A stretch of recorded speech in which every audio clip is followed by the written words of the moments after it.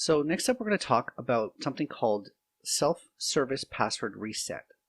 Go under the password reset setting on your Active Directory account.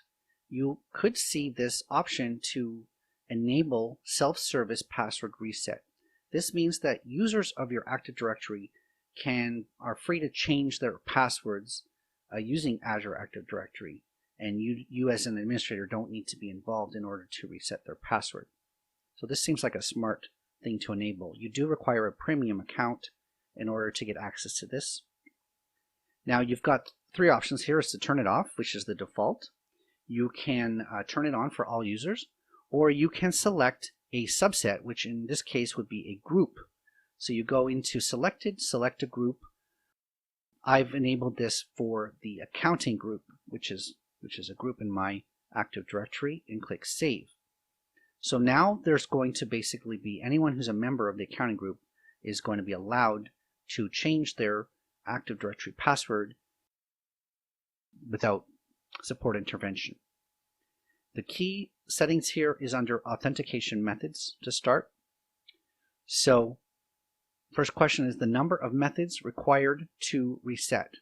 So when the next time the user is going to sign in, they're going to have to register for this self-service password reset, and that includes providing an email address and phone number, office phone, maybe questions they can fill out. So how many methods are required in order for them to successfully change their password? The default here is 1, and that seems to make sense.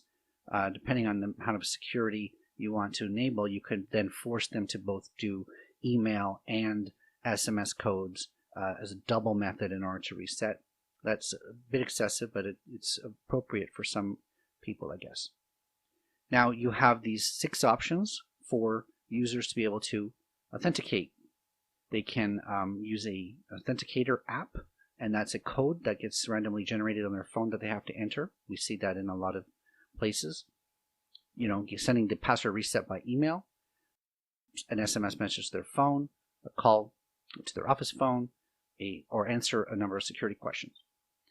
So by default, email and phone are the 2 options. I'm going to leave that unchanged. When we go to the registration section, this is going to say, do we require users to register? So the next time they sign in, they must provide a mobile phone. We should have their email address already, but these stuff is required in order for us to enable self-service sign-in. And how many days are they going to be re-prompted to verify their phone number and their email address? In this case, it's 180 days. So every 6 months, they're going to say, is this still correct? So we can see we've set up self-service password reset. Let's see if we can test it. So here I am being asked to log in to my account.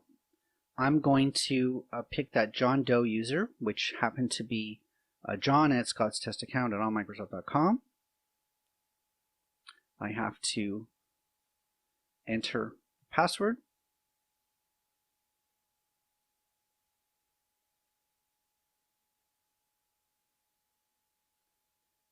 So we can see here that Microsoft now prompting us to do this self-service password reset registration.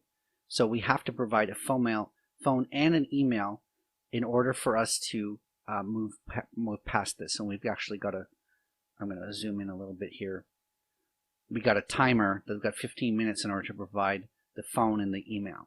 And so this is going to basically allow our users to be able to recover their password, reset their password without having to go through any kind of support, which is obviously a great benefit.